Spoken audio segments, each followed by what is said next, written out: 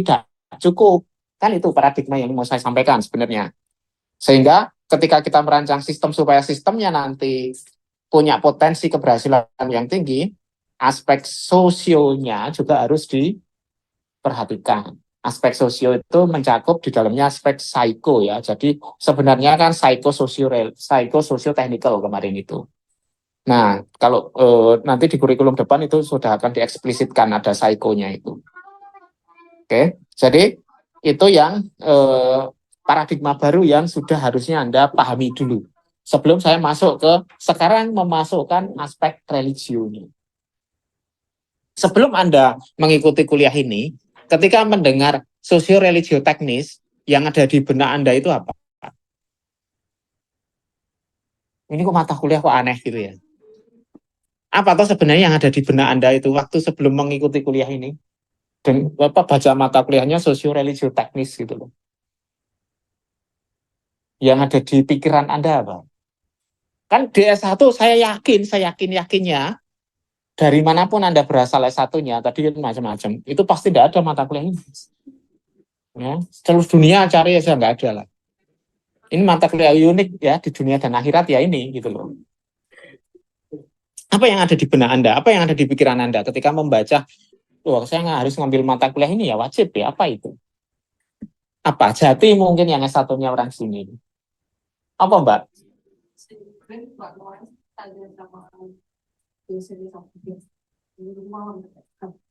Oh, kamu pernah tanya ke dosen kita? Terus jawabannya gimana? Saya juga belum pernah ngambil Mbak mata kuliah itu. Waktu itu gimana? Gimana?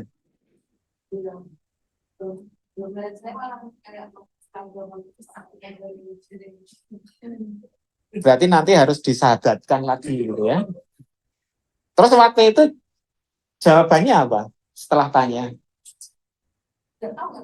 Nah, karena saya juga belum pernah ngambil mata kuliah ini gitu. Saya sendiri yang ngajar itu juga belum pernah ngambil mata kuliah ini gitu. Karena belum ada. Itu Jati yang alumni sini ya. Mungkin yang lain. Siapa ini? Saya cari satu korban lagi. Yang saya sedang yang pojok Mas. Waktu denger atau baca mata kuliah ini loh, ya tetap pojok kamu. Saya yang pojok dulu gitu loh. Waktu denger atau baca ini mata kuliah itu, apa yang ada di benakmu waktu itu?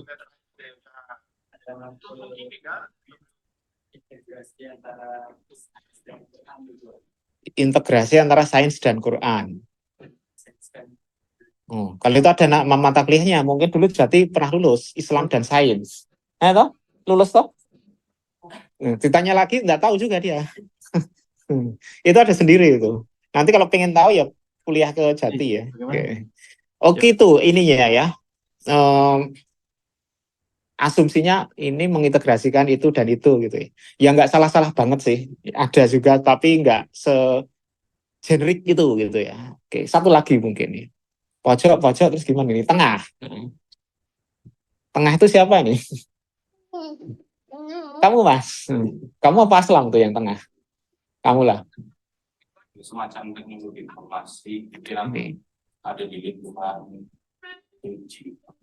teknologi informasi yang ada di lingkungan religius. Konkretnya gimana itu? Bayangannya apa tuh di benakmu waktu itu? Teknologi informasi yang di lingkungan religius itu di benaknya itu kayak apa tuh? Konkretnya? Sistem informasi tapi di pesantren. Sistem informasi yang di pesantren. Pokoknya kalau sudah di pesantren itu religius gitu ya. Oke. Ya ini mohon maaf ya. Kan ini juga fakta. Jadi kalau ada perundungan seksual di pesantren juga religius gitu ya. Kan ada kemarin cerita-cerita itu yang bikin Kementerian Agama puyeng juga itu. Ya, oke. Tapi thank you. Jadi saya ingin tahu apa yang ada di benak Anda di awal. Nah, terus apa yang harus saya luruskan paradigmanya itu. Jadi sosio-religio teknis kalau Anda baca definisi ini, kalau Anda baca definisi kan males dan nanti juga udah lupa ya. Tapi ya sebelumnya saya perlu kenalkan dulu. Moga-moga aja nanti nyantol lah ya. Jadi sosio-religio technical system itu adalah sebuah sistem apapun sistemnya gitu ya, tidak harus sistem komputasi. Kalau kita ngomong socio-technical system itu juga tidak harus sistem komputasi. Sistemnya bisa sistem apapun.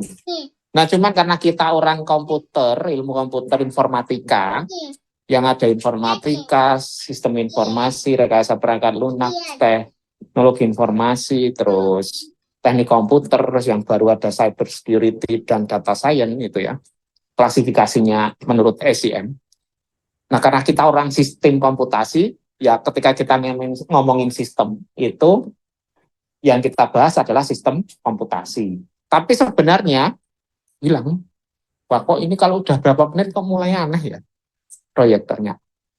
Jadi ketika kita ngomongin sistem dalam konteks socio-technical system atau socio-religio-technical system, itu sistem apapun sebenarnya ya, tidak hanya sistem komputasi, sistem apapun. Nah, socio-religio-technical system itu adalah sistem yang dalam perancangannya mengakomodasi unsur-unsur teknis tentunya, karena sistem itu harus dirancang secara teknikal, juga mengakomodasi unsur-unsur sosiologis, psikologis, yang kemarin saya jelaskan itu, dan juga mengakomodasi unsur-unsur religiusitas. Tapi sistemnya bisa apapun, tidak hanya sistem yang ada di dalam pesantren. Tidak hanya sistem misalnya, dulu saya juga tanya di kelas-kelas sebelumnya ya, di semester-semester tahun-tahun sebelumnya, tanya ke mahasiswa gitu, di awal ada yang asumsinya nanti diajari cara membuat sistem untuk menghitung waktu sholat, diajari cara membuat sistem menghitung zakat, infak, sedekah, diajari membuat sistem untuk mencari masjid terdekat, diajari membuat sistem untuk bank syariah. Itu nggak salah, tetapi lebih luas dari itu yang kita maksud gitu loh. Sistemnya sistem apapun yang ada di dalam kehidupan kita selama di dunia ini. Anda bikin sistem informasi akademik pun contohnya ya, yang dianggap tidak religius mungkin. Nanti kita perlu memasukkan unsur psikososio religionya juga. Kemarin kan kita udah membahas ya, ketika kita merancang sistem apapun, kalau kita tidak mengakomodasi aspek psiko dan sosionya, sistemnya kan akan sulit nanti diadopsi oleh manusia. Kenapa? Karena manusia makhluk psychological, sociological. Ya kan? Kemarin waktu kita ngomongin 3 minggu pertama itu, jadi ketika merancang sistem kan harus memperhatikan aspek-aspek psikologis dan sosiologis. Supaya sistemnya nanti lebih berpotensi untuk diadopsi oleh user, manusia sebagai pengguna. Nah, kalau di barat, di negara-negara barat, peradaban budaya barat, itu sudah dianggap selesai. Kenapa? Karena pendekatannya humanistik. Semuanya berpusat pada manusia selaku pengatur dunia. Itu kan di peradaban budaya mereka, gitu loh. Tetapi kalau kita kan punya peradaban sendiri, budaya sendiri. Peradaban budaya kita kan di sini ditekankan peradaban budaya yang berbasis nilai-nilai agama. Makanya kita masukkan aspek religionya itu di situ. Jadi ketika nanti Anda merancang contoh sistem informasi perpustakaan misalnya, kira-kira bagaimana unsur-unsur religiositas masuk di situ? Nggak kepikiran kok sebelumnya. Anda merancang sistem marketplace, bagaimana nanti mengakomodasi unsur-unsur religionya di situ? Anda merancang sistem ride hailing application misalnya. Ride hailing application itu kayak Gojek, Grab itu loh. Kan diulangin lagi kan aja. Tahu ya? Nah, bagaimana kira-kira ketika Anda merancang sistem kayak ride hailing application itu mengakomodasi unsur-unsur religi? Kepikiran nggak?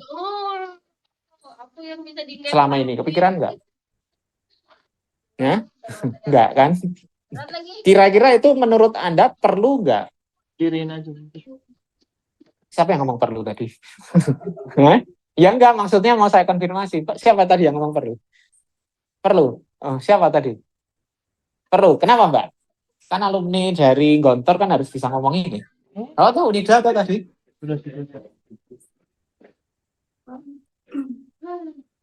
Kalau kalau dulu waktu aku mau SMP itu dibantuin ada kayak ya aku lah Kalau Gontor itu kan Islamic worldview, selalu ditekankan itu kan. Kenapa saya tahu? Karena saya dulu pernah ngundang dan diskusi dengan Profesor Hamid Fahri Zarkasi kan di sini di lantai atas itu. Kan kita kan ingin komparatif study gitu ya. Kalau di sini kan integrasi interkoneksi. Kalau di Ya, sana gitu aja. Islamic worldview gitu kan. Iya, Nah, Mas. silakan diceritakan itu. Ini. Kan Anda lulusan itu kan. Nanti kalau saya tanya ke Jati itu integrasi interkoneksi dia ngomongin. Walaupun dia juga nggak paham sebenarnya. Gimana? Perlu itu kenapa?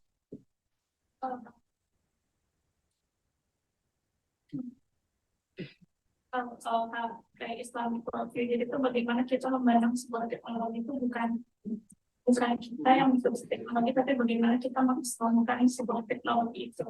Oke, itu pandangan dari Gontor ya. Mungkin yang lain, yang dari perguruan tinggi lain beda. Ya nggak apa-apa. Ini kan tiap perguruan tinggi kan punya paradigma masing-masing. Nah, oke.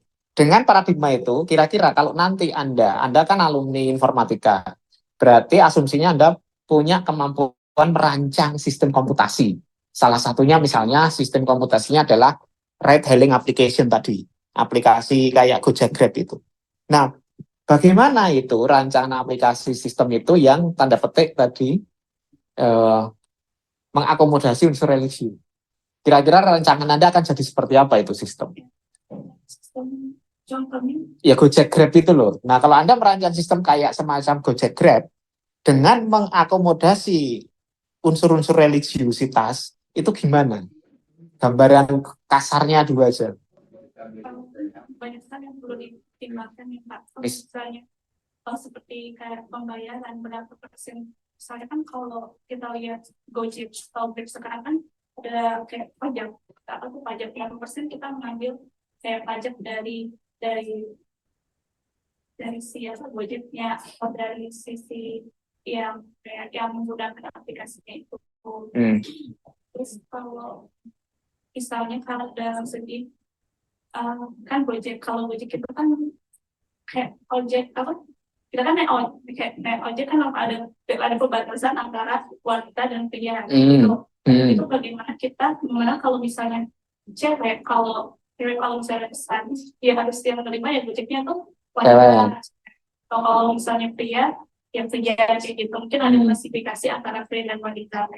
Oke, jadi nanti kalau yang merancang sudah memasukkan unsur religiusitas tadi, tidak akan penumpang cewek dapat driver cowok. Atau kalau penumpang cowok mungkin nggak apa-apa. Nggak maksudnya ya tetap drivernya cowok gitu ya. Itu salah satu contoh. Ya pertimbangannya apa? Ya nanti kan bisa dicari kaidah-kaidahnya di dalam agama. Gitu loh. Itulah dakwahnya orang informatika, tidak ngomong. Dakwahnya itu merancang sistem tanpa harus ngomong gitu loh. Itu contoh konkret. Saya ingin tanya yang lain, yang laki-laki gantian ya. Ini tadi kan perempuan. Yang laki-laki siapa ya? Gantian. Kalau kamu gimana, Mas? Ya, kalau tadi diminta untuk merancang aplikasi ride hailing, apakah menurutmu perlu mengakomodasi aspek religiusitas? Perlu nggak? Pertanyaan pertama itu. Atau yang aplikasi saat ini itu sebenarnya sudah syar'i ya, Pak? Sudah tidak masalah itu. Kan kalau itu pro dan kontra. Jadi kalau melihat dari general kan udah ada Gojek gitu. Iya. Tapi kalau yang seperti desain religi tadi kan belum ada. Nah ya, makanya menurutmu kalau kamu nanti punya kesempatan merancang sistem ride hailing, itu perlu nggak menurutmu memasukkan atau mengakomodasi unsur-unsur religiusitas.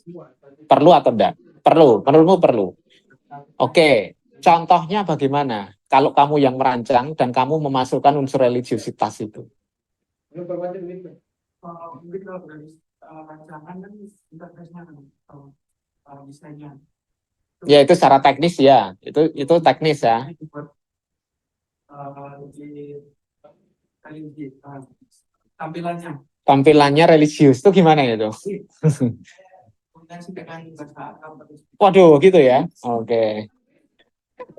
Oke. Tapi tampilannya religius ya, dengan bahasa Arab gitu ya. Tapi kalau driver cowok dapat penumpang cewek enggak apa-apa ya. Ya itu kan sudah disebut di Oh, enggak, kalau kamu kan dia punya ini sendiri kan, style rancangan sendiri. Kalau menurutmu gimana? Kamu sama nggak apa-apa, beda juga nggak apa-apa gitu loh.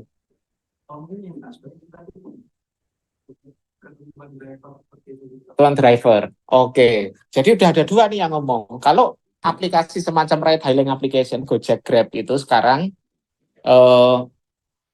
perlu dibuat rancangan supaya nanti driver dengan penumpangnya itu satu jenis kelamin. Oke ya. Nah, kalau itu dihadapkan dengan tekanan ekonomi gimana?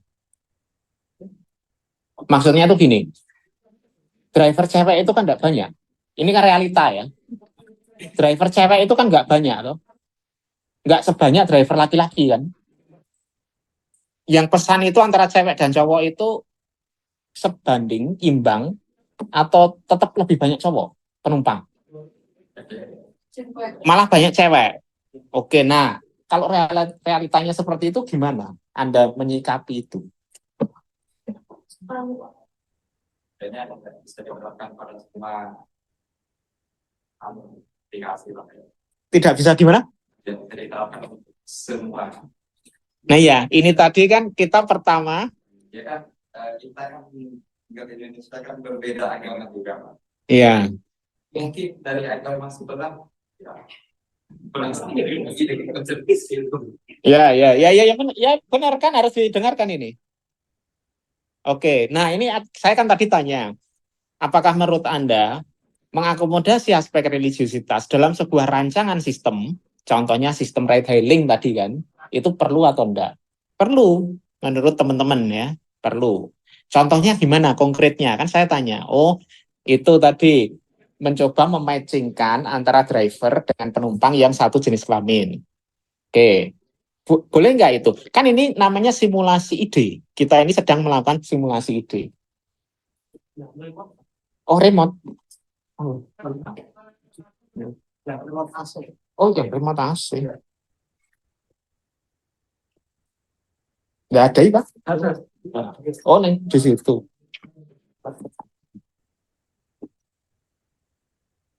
Kok hilang?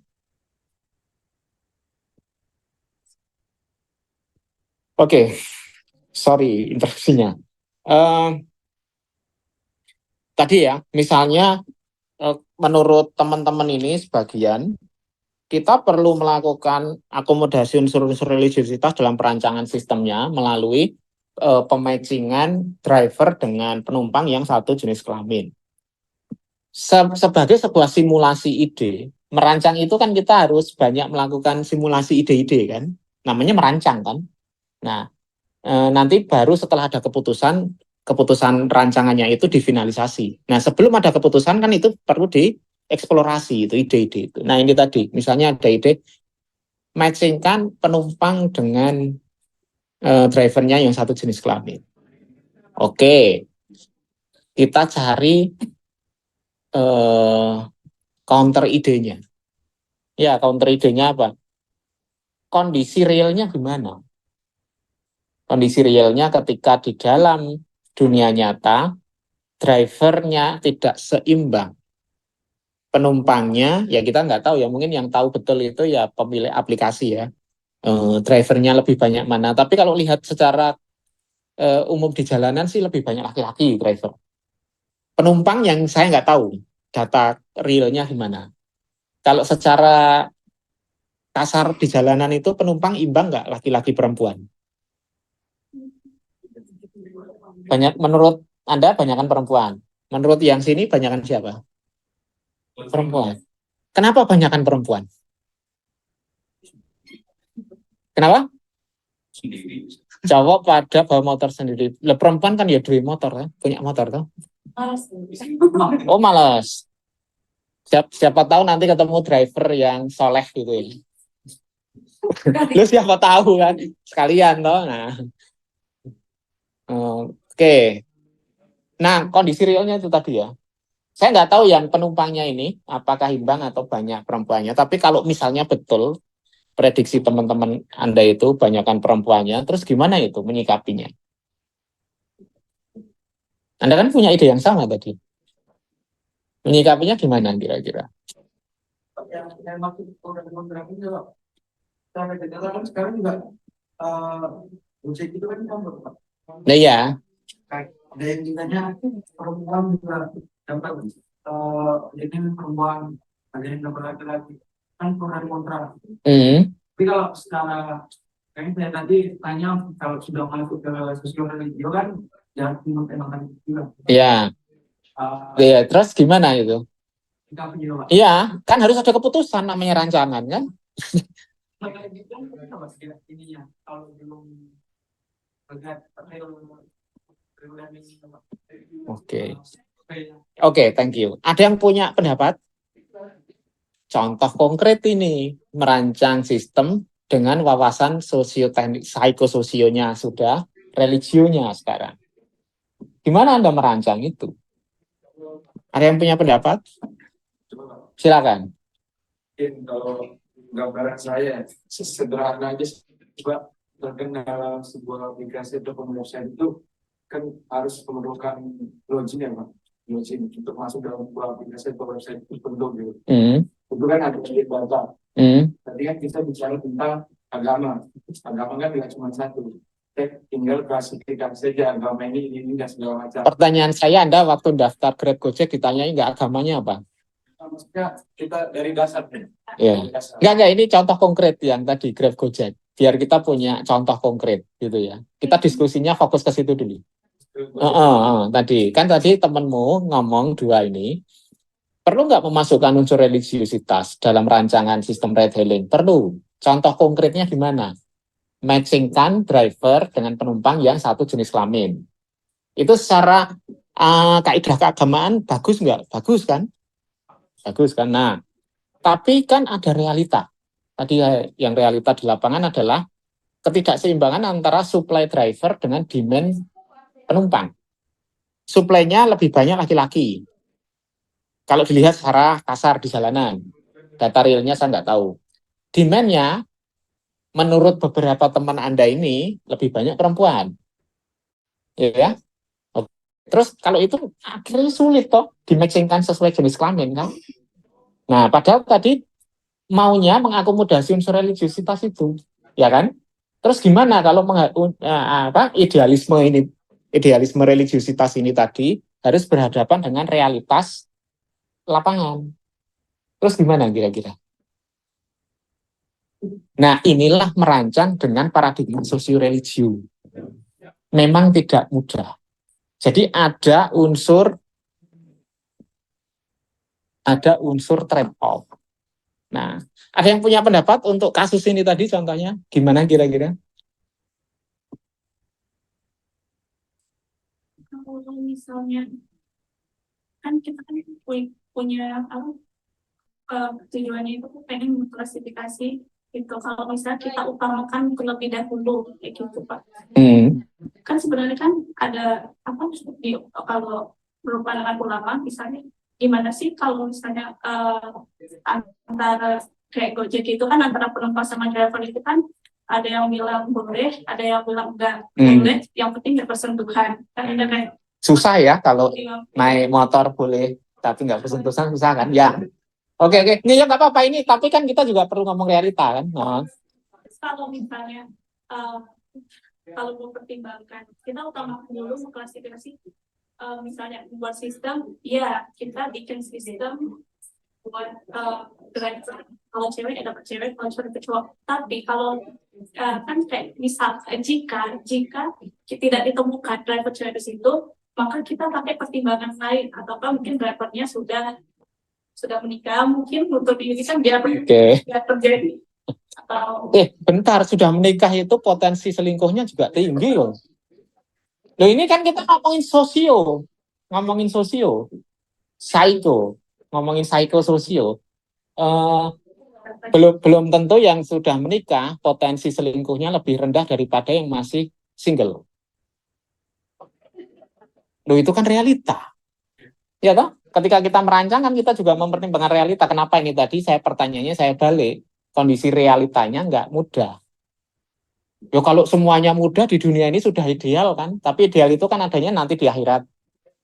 Di dunia itu adalah kondisi yang tidak bisa ideal. Tetapi itulah harus kita sikapi gitu loh.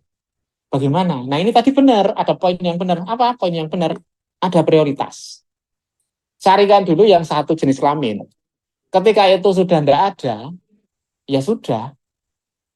Akhirnya daruriyat. Ya, akhirnya kalau misalnya ya, yang perempuan semua sudah terpasangkan dengan penumpang yang lain. Jadi misalnya gini ya, ada 3 driver perempuan, 7 driver laki-laki, misalnya gitu. Terus ternyata ada 5 penumpang perempuan, 5 penumpang laki-laki. Kondisinya misalnya gitu. Ini kita simulasikan gitu ya. Nah, ketika 3 driver perempuan, terus ada 5 penumpang perempuan, kan yang 3 sudah bisa match. Ya toh? Yang 2 perempuan ini gimana? Mau dilayani atau tidak? Padahal dia butuh. Siapa tahu dia itu keburu-buru. Entah mau ke rumah sakit, lo kan nggak tahu kan? Entah mau keburu nengokin orang tuanya yang perlu dibantu segera gitu ya. Nah ini yang 2 ini gimana ini? Kira-kira. Nah ini loh contoh socio-religio technical design itu. Gimana menyikapi kondisi yang harusnya ideal tapi tidak bisa ideal sepenuhnya. Tapi kan tetap harus disikapi dalam sebuah desain itu. Paham maksudnya ya? Nah itu nanti tantangan Anda. Anda itu berdakwahnya nanti di situ. Tidak ngomong. Ya kalau yang khotbah itu biar teman-teman dari prodi-prodi lain gitu loh maksudnya. Yang kita itu kewajibannya dakwahnya dari mendesain sistem. Desain sistem Anda itu adalah ladang dakwah Anda nantinya gitu loh. Tanpa kita harus banyak ngomong, tetapi kalau desain yang kita lakukan itu sudah mengakomodasi aspek-aspek religiusitas, nah disitulah nilainya. Nanti kita ngomongin value. Nilai dari sebuah rancangan. Nilai itu kan nggak kelihatan itu. Antar mukanya Islami.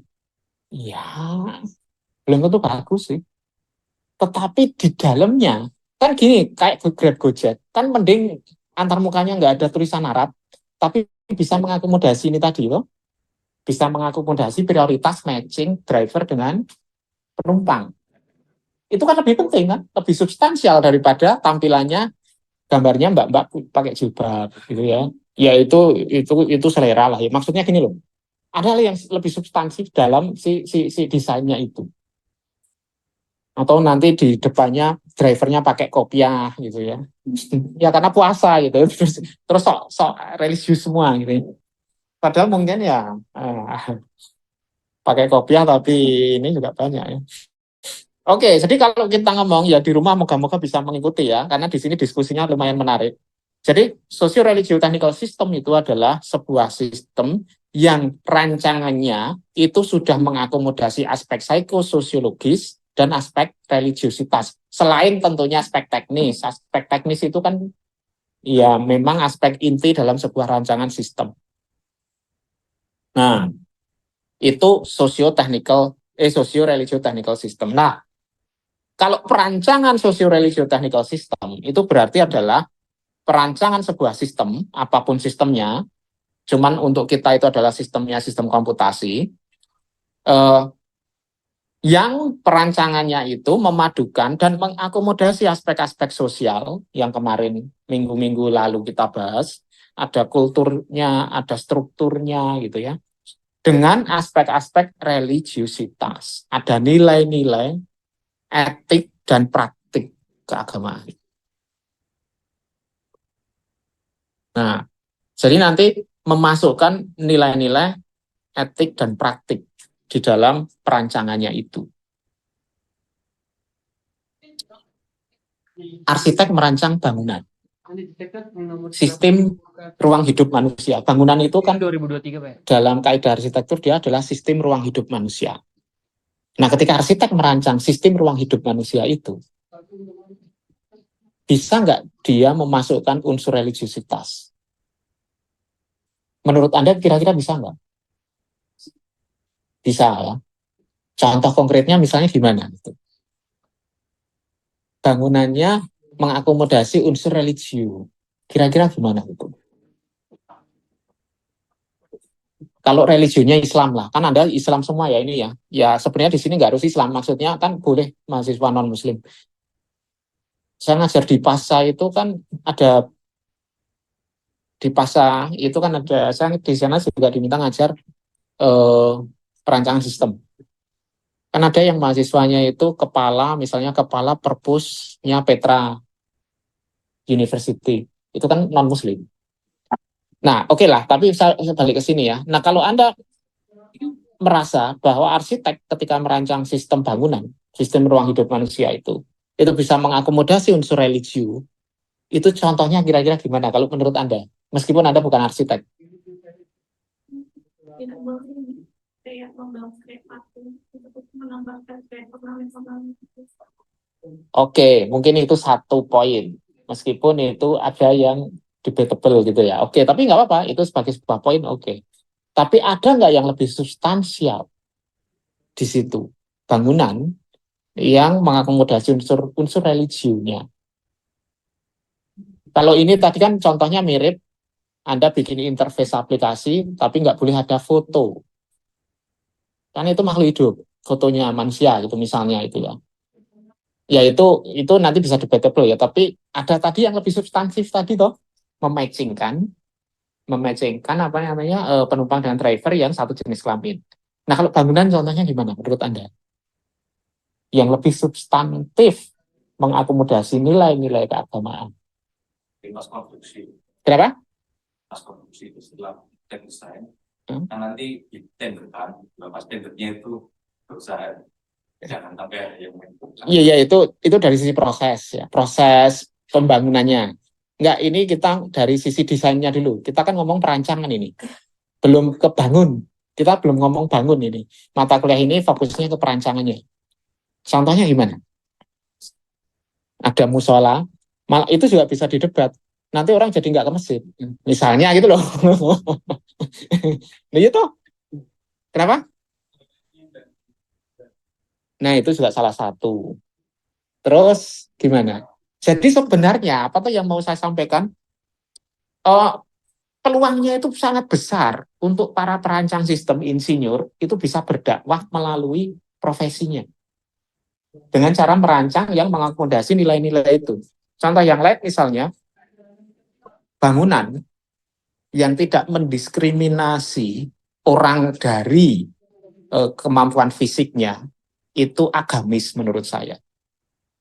Bangunan yang tidak mendiskriminasi orang dari kemampuan fisiknya. Contohnya gimana?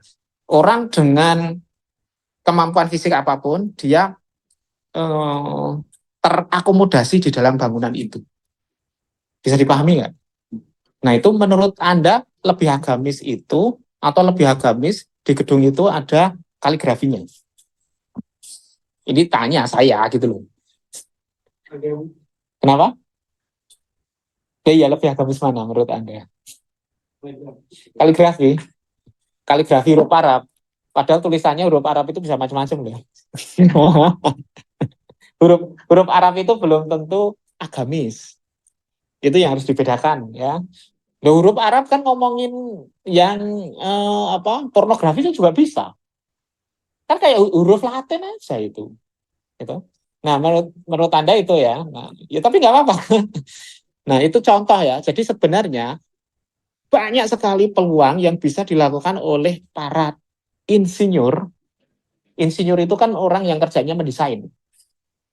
Oleh para insinyur, termasuk Anda itu kan insinyur komputasi, tapi Anda mendesain sistem komputasi untuk mengakomodasi aspek-aspek religiusitas dalam perancangan sistem yang mereka buat.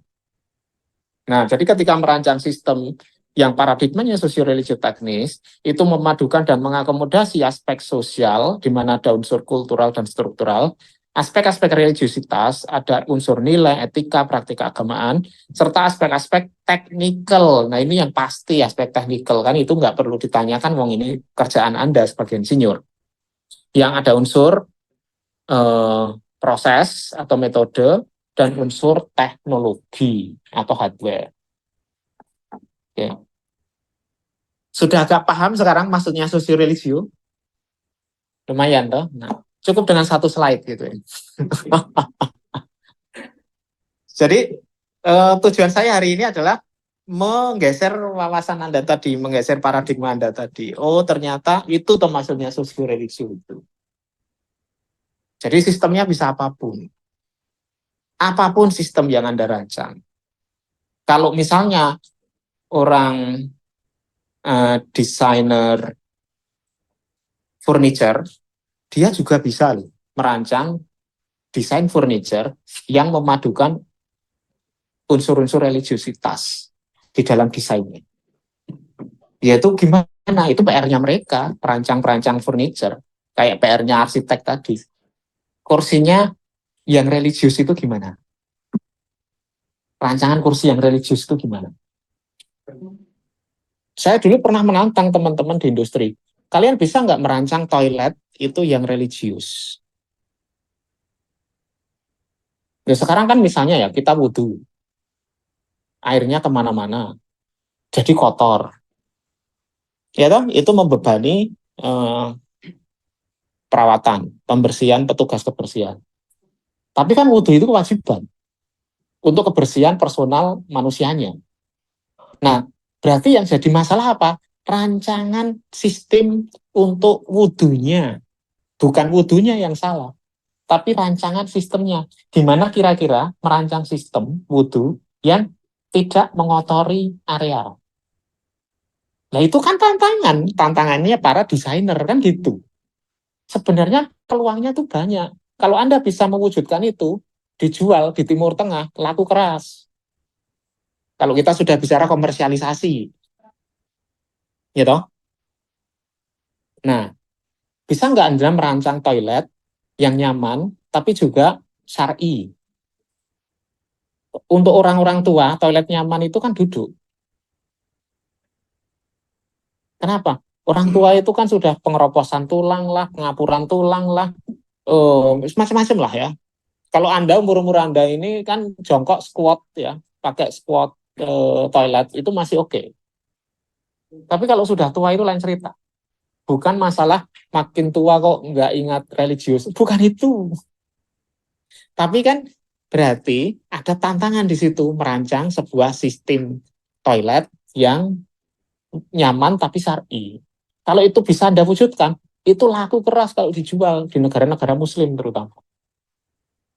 Nah ini kalau kita ngomong tentang komersialisasi. Oke ya, itu contoh-contoh ya, itu contoh-contoh.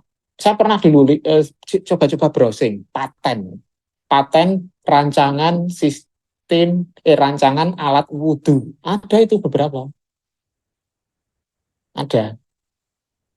Nah, kalau ada yang bisa mewujudkan itu yang nyaman, bersih, tapi tetap bisa mengakomodasi kebutuhan perwuduan tadi, nah itu hasilnya nanti bisa luar biasa.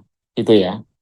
Oke, itu kalau tugasnya mereka. Kalau kita balik ke kita ya, sistem komputasi. Nah, kalau nanti Anda kira-kira diminta merancang sistem informasi perpustakaan misalnya, itu yang mengakomodasi unsur religiusitas yang gimana? Nah, itulah PR Anda nanti. Gimana ya? Sistem informasi perpustakaan yang mengakomodasi unsur religiusitas. Atau ketika Anda merancang sistem e-learning yang mengakomodasi unsur religiusitas. sistem perizinan di Pemda DIY yang mengakomodasi sistem religiusitas. Atau misalnya Anda merancang pinjol yang mengakomodasi unsur-unsur religiusitas. Lo kan bisa semua itu. Itu PR-nya Anda, kan Anda sebagai perancang. Nah, bedanya rancangan yang sudah ada dengan rancangan yang nanti akan Anda buat itu di situ.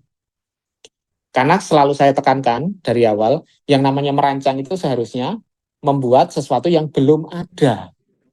Kalau membuat sesuatu yang sudah ada itu kan bukan merancang, toh. Apa? Meniru. Ya, toh? Misalnya Anda lihat di TV, ada orang pakai baju kok bagus banget ya. Anda suka. Terus Anda screenshot TV-nya, kasih ke penjahit gitu ya, kasih ke penjahit. Tolong aku dibuatin gini. Nah itu kan meniru, toh. Kan ada unsur rancangan. Tapi kalau Anda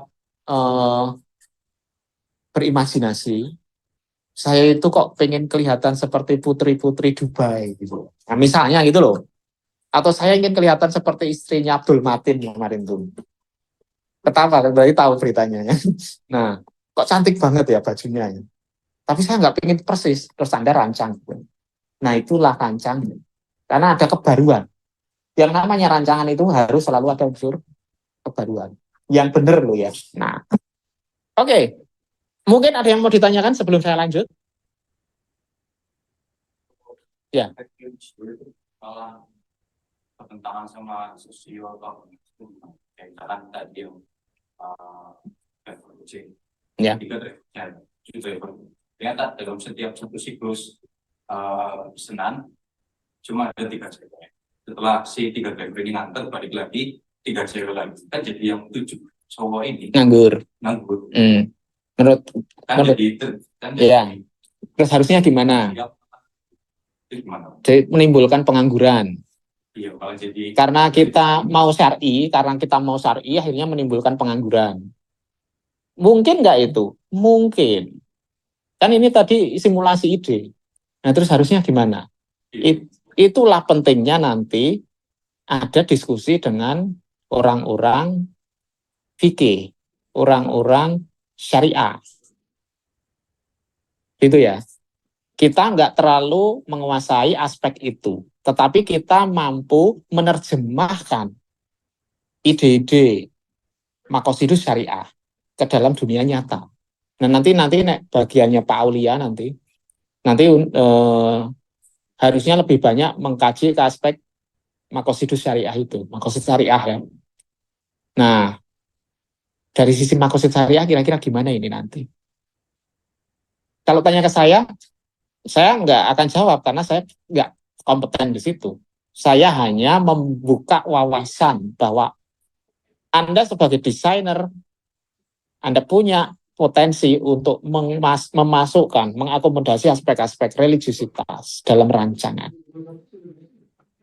Oke, nah, kan itu perlu fatwa kan nanti. Kira-kira bagaimana ini? Nama saya ada fatwanya, tapi saya nggak akan berfatwa di situ. Yang lain silakan kalau ada yang mau ditanyakan.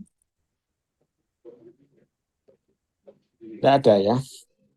Oke, kalau nggak ada saya ke materi sekarang. Aduh, waktunya tinggal sedikit. Ya nggak apa-apa lah. Anda keburu ada acara nggak?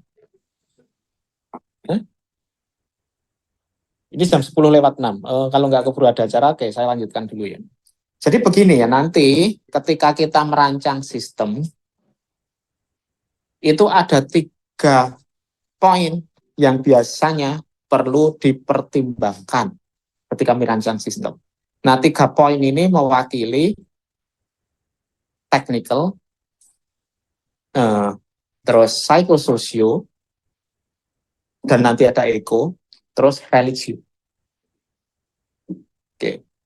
Nah, yang pertama itu adalah secara teknikal, sistem itu harus dirancang untuk berfungsi. Itu aspek pertama yang wajib dimiliki oleh semua sistem. Sistem itu kalau tidak berfungsi, mau punya bentuk yang bagus, mau punya nilai-nilai yang bagus, ya tidak akan dipakai. Ada nggak sistem yang disfungsional? Ya kan banyak. Contoh, ini rancangan yang berfungsi atau enggak? Nah, Meskipun ya mesti secara bentuk bagus, secara nilai-nilai ini dianggap oleh perancangnya bernilai tinggi, ya dia tidak akan berfungsi sebagai sistem. Banyak contoh. Ya. Anda tahu ini enggak apa maksudnya?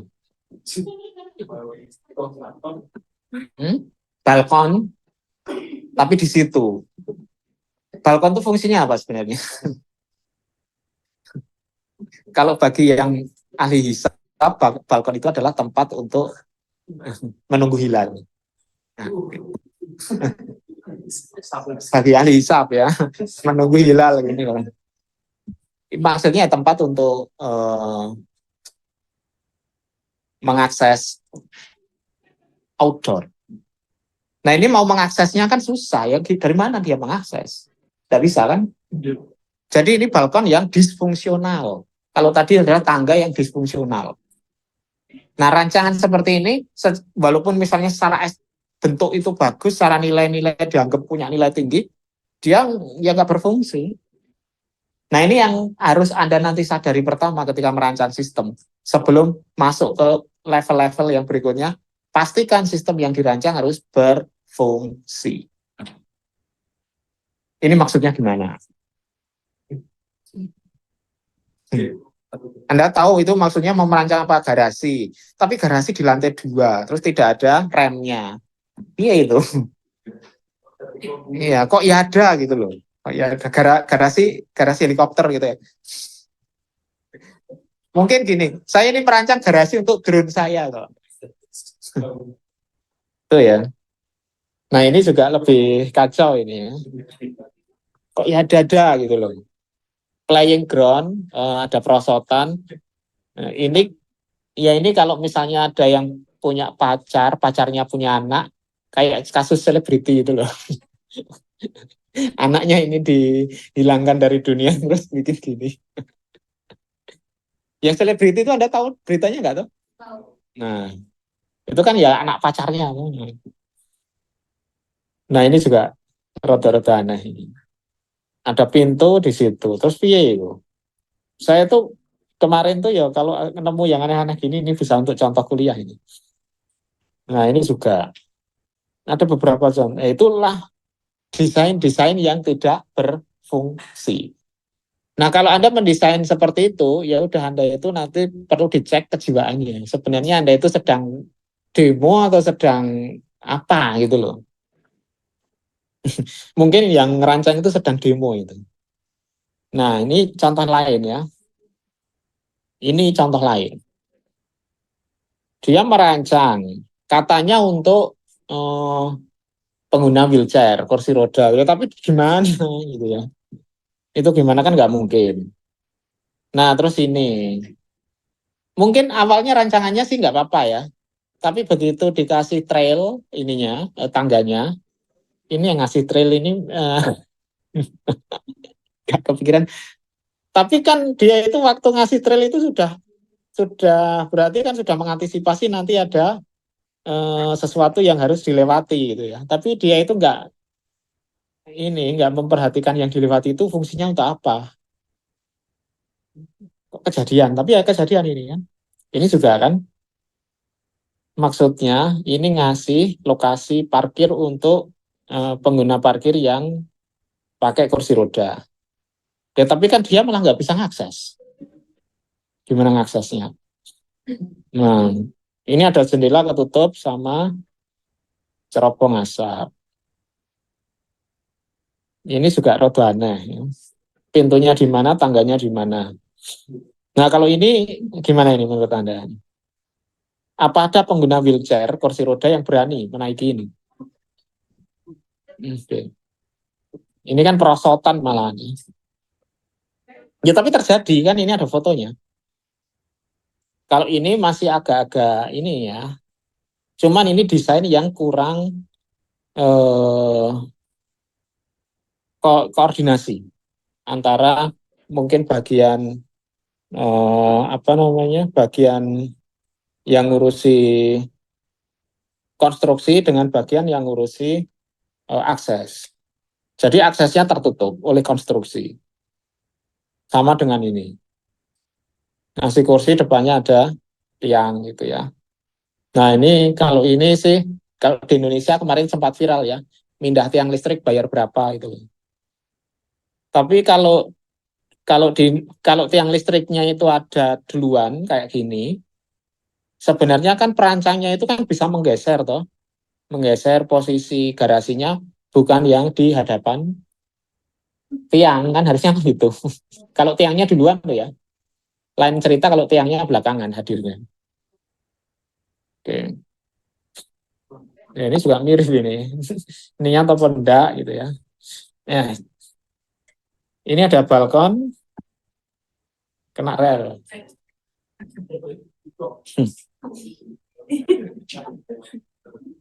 Ya. Anda pernah naik kereta dari Lempuyangan ke stasiun Tugu? Lempuyangan sini ke stasiun Tugu pernah? Ya. Itu kan ada yang mepet banget dengan kereta ininya, gentengnya. Dari Lempuyangan ke stasiun Tugu. Kalau Anda pernah, ya nanti sekali-sekali naik KRL lah Jogja Solo gitu loh. Kan nanti akan merasakan kalau yang pas di situ. Tuh ada itu. Ini contoh ini mirip ini. Nah ini juga rada-rada aneh ya. Garasinya di mana, tapi jalan akses mobilnya di mana gitu ya. Kalau ini ya perancangnya mungkin agak seniman ya. Sekali-sekali bikin lah jendela yang rada-rada aneh gitu ya. Kalau ini masih fungsional, kalau ini masih fungsional mungkin. Jendelanya ini masih berfungsi. Bisa menjadi jalur cahaya dan udara. Masih berfungsi. Cuman ya agak-agak sedikit nyeleneh aja, tapi enggak apa-apa ini. Kayak mirip Komeng kemarin tuh. Berfungsi tapi itu. Melipat gandakan suara. Nah ini kalau ini ya masih berfungsi lah ini. Ini malah rancangan yang menarik ini ya. Tapi tangganya itu fungsinya untuk apa ya? Tangganya jadi nggak berfungsi. Oke, nah itu tadi berarti inti pelajaran yang pertama. Ketika mendesain, pastikan desain Anda berfungsi sesuai tujuannya. Jangan mendesain sesuatu yang nanti disfungsional. Di Indonesia sering nggak? Sering sih, saya cuman belum sempat nemu kemarin. Ada pintu, terus dikasih lemari depannya. Pintunya jadinya kan disfungsional itu. Sering kan itu terjadi. Nah, jadi ini contoh yang kemarin ya. Ketika sudah berfungsi, ketika desain Anda itu sudah Anda pastikan berfungsi, nanti ada unsur kedua. Nah, unsur kedua itu memperhatikan aspek manusianya. Ini sebenarnya sih berfungsi si pedestriannya ini. Yang ini loh, yang di paving block ini loh. Ini kan sebenarnya berfungsi. Cuman akhirnya menjadi ya disfungsional. Kenapa? Karena desainernya kurang mengakomodasi aspek psiko manusia. Psychological manusia itu apa toh? Secara psikologis manusia itu gimana toh? Pengen yang gampang. Kan gitu. Nah itu kalau bisa diakomodasi. Akhirnya kalau di disiplin keilmuan kita kan ada kajian tentang user experience. User interface, user experience. Itu kan mengkaji bagaimana aspek psikologis manusia diakomodasi dalam rancangan interface. Oke. Karena ya namanya manusia kan pengennya kan yang gampang, yang cepat gitu ya. Kalau bisa cepat ngapain diperlambat? Contoh konkret kalau rancangan ini. Misalnya ya, ada sebuah form. Ada sebuah form. Formnya itu ada 5 pilihan. Ada 5 pilihan. Misalnya, menurut Anda sebagai user, Anda lebih memilih untuk memilih salah satu pilihan itu dengan radio button atau dengan drop down menu.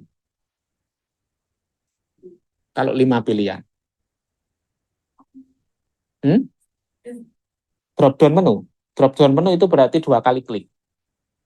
Kalau radio button 1 kali klik. Anda lebih milih mana? Nah, itu contoh memperhatikan aspek psikologis manusia dalam perancangan. Nah, ini yang contoh nggak memperhatikan itu. Kalau Anda berarti kalau milih drop down, ya Anda nggak memperhatikan itu. Bisa sekali, ngapain dipilih yang 2 kali klik? Ya toh? Itu konkret itu. Konkret human centered design approach itu ya kayak gitu. Makanya itu bisa jadi kemarin mahasiswa saya satu itu kan penelitian untuk skripsinya, kan saya Pak, saya nggak mau coding, saya arahkan itu contoh.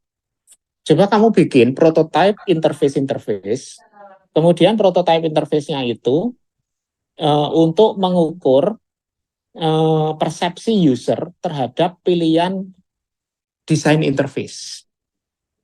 Kalau misalnya pilihannya hanya 2, itu radio button, pilihannya 3 radio button, pilihannya 5 radio button, pilihannya 10 radio button.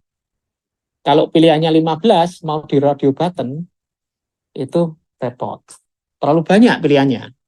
Jadi mungkin terus ganti orang milihnya drop down.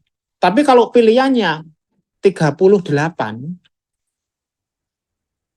radio button sudah sulit. Ya toh? Drop down juga terlalu banyak pilihannya. Terus akhirnya orang pilihnya apa?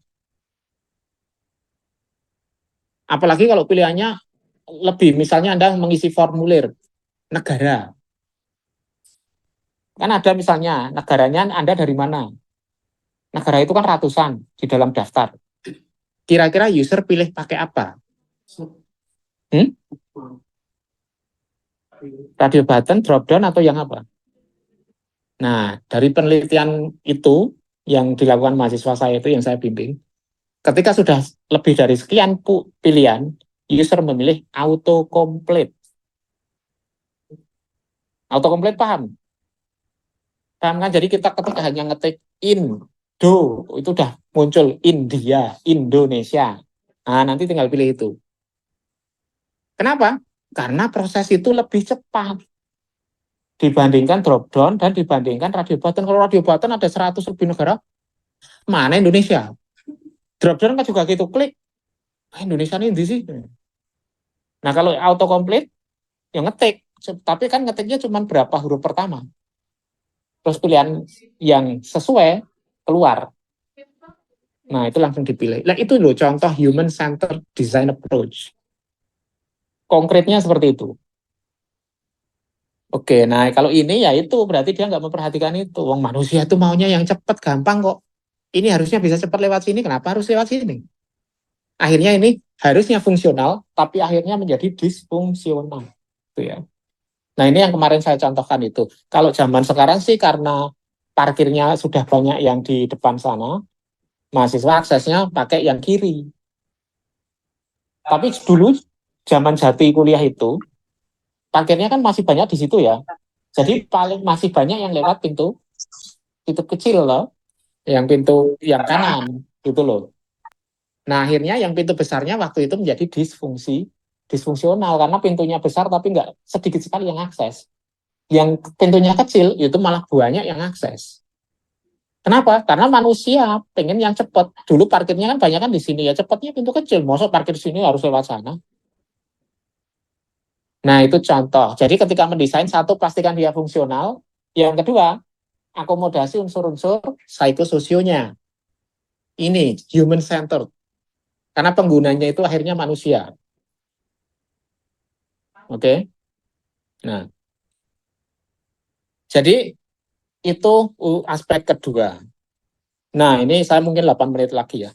Aspek ketiga itu adalah sekarang, kalau aspek pertama fungsi tadi sudah terpenuhi, selanjutnya apa yang perlu diperhatikan? Aspek bentuk. Orang itu kalau fungsinya sudah tercukupi, dia itu inginnya nambah lagi. Anda gitu nggak? Sudah punya pacar, fungsinya sudah terpenuhi, punya pacar. Tapi terus kok pengen yang lebih kinclong ya pacarnya. Gitu nggak kira-kira? Iya. Sudah punya motor, sudah punya tas. Fungsi untuk tas sudah terpenuhi, tapi kayaknya tas yang itu bagus ya. Iya. Iya kan? Itu form. Kalau Anda lihat. Yang atas dan yang bawah fungsinya sama enggak? Sama. Kalau Anda dikasih, suruh milih satu, Anda pilih yang mana? Fungsinya sama loh. Mengantarkan Anda dari titik A ke titik B, melindungi Anda dari hujan dan panas. Sama fungsinya. Yang atas ini namanya beda. Ada yang Nah. lupa. Tapi irit. Form kan? Form kan? Form. Ya. Yang kalau yang ibu-ibu yang nyetir atas sama yang nyetir bawah, pilih yang nyetir mana itu? Tergantung. Pilih yang nyetir mana? Atas. Oh iya. Baguslah kalau ada yang milih yang nyetir atas ya. Yang penting soleh dan setia gitu ya. Oke.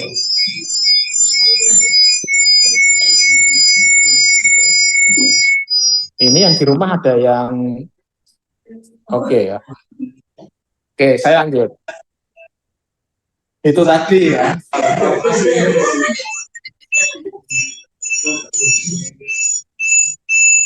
Ini yang di sini apa ada yang zoom juga? Enggak ada. Feedback ini. Mungkin yang di rumah tolong bisa di mute dulu. Oke, makasih. Nah, jadi ya kalau belum punya yang bawah tadi ya dirasakan aja seakan-akan saya punya yang bawah gitu ya. Nah ini juga fungsinya kan sama kiri kanan itu. Kiri dan kanan kan fungsinya sama, nggak ada beda itu. Oke. Tapi kalau Anda mau dibelikan, pilih yang kiri apa yang kanan? Kanan kan? Ya manusiawi itu. Itu ya, manusiawi. Kalau yang kanan tuh tidurnya nanti rasa apa sih? Rasa stroberi atau rasa apa? Kalau kiri rasa ditagih hutang gitu ya.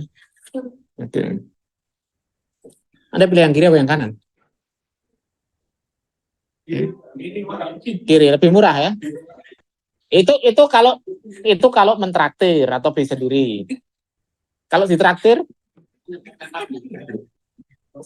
padahal yang kanan itu pakai sakarin, yang kiri pakai madu gitu ya. Enggak.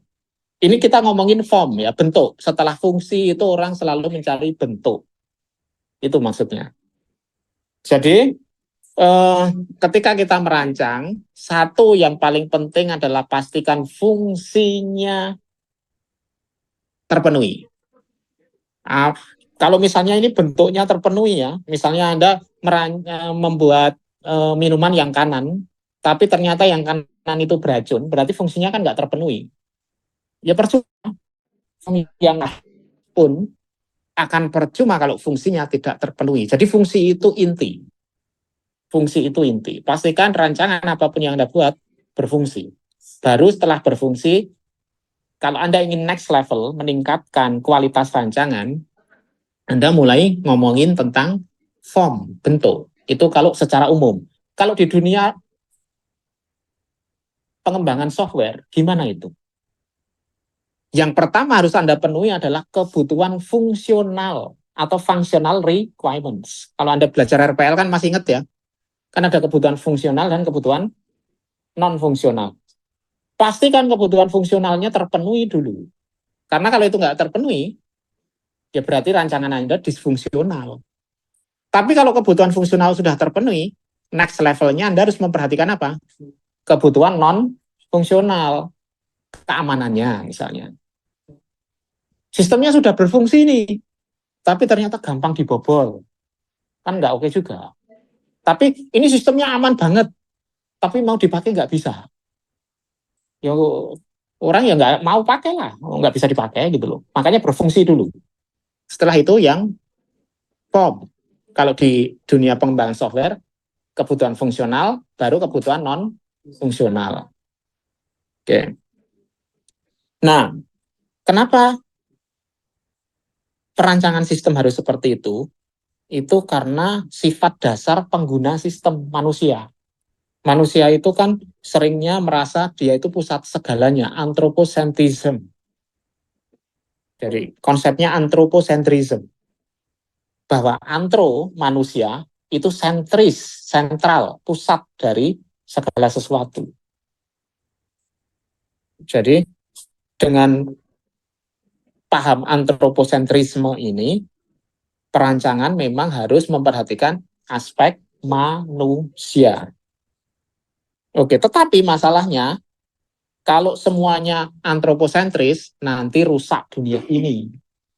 Dunia ini rusak kalau semua itu antroposentris. Karena manusia egois. Kalau diikuti terus-menerus, yang bawah ini merusak dunia. Kenapa? Dia lebih boros. Carbon footprint-nya lebih banyak. Secara umum ya dibanding yang atas. CC-nya kan lebih tinggi tuh. CC-nya kan lebih tinggi. Nah, kanan itu kan pembuatannya kan memerlukan resource sumber daya alam yang lebih boros. Yang kanan ini kan juga memerlukan sumber daya yang lebih boros. Nah, itu kalau antroposentrisme diikuti terus-menerus, itu dunia rusak. Nah, karena itu kan ada paham-paham baru, ekosentrisme misalnya. Pusat dari dunia ini alamnya. Jadi alamnya yang harus diutamakan. Itu pandangan-pandangan di dunia barat. Nah, pandangan-pandangan itu juga penting kita akomodasi, tetapi kita juga punya pandangan lain yang lebih luas. Apa itu? Aspek religiunya tadi itu. Aspek religiunya. Jadi kalau di dunia kita kan ada hablum minallah, hablum minannas, hablum minal alam. Itu harus diakomodasi semuanya. Kalau di Islam kan itu, setidaknya bahasa Arab lah ya. Hablum minallah, hablum minannas, hablum minal alam. Di ajaran Nasrani ada istilahnya ekotendrik. Eko itu alam, ten itu singkatan dari theos, itu Tuhan. Drik itu singkatan dari andros, manusia. Alam, Tuhan, manusia. Itu ajaran di Nasrani, dari bahasa Latin kalau itu. Kalau Islam kemudian bahasa Arab. Di Hindu Bali itu juga ada ajaran namanya Trihitakarana. Hubungan dengan Tuhan, hubungan dengan sesama, hubungan dengan alam. Mirip sebenarnya. Nah, itu yang akhirnya perlu diakomodasi, itu ya. Itu yang akhirnya perlu diakomodasi. Nah, akhirnya nanti kita tidak hanya memperhatikan aspek fungsi, tetapi juga memperhatikan aspek bentuk tadi. Ya karena nanti penggunanya manusia, ya bentuk ya perlu juga ya. Nah, kan gitu ya. Tapi jangan dibebas lepaskan. Harus ada kerangkanya, remnya. Apa itu? Aspek values, nilai. Nah, kalau di agama, nilainya itu ya nilai-nilai keagamaan. Mungkin untuk hari ini materinya sampai ini, nanti kita lanjutkan pertemuan hari Kamis. Sebelum diakhiri, ada yang mau ditanyakan mungkin? Yang di sini, tidak ada. Yang di rumah? Oke, kalau nggak ada, cukup. Insya Allah kita ketemu lagi Kamis nanti online. Wassalamualaikum warahmatullahi wabarakatuh. Waalaikumsalam.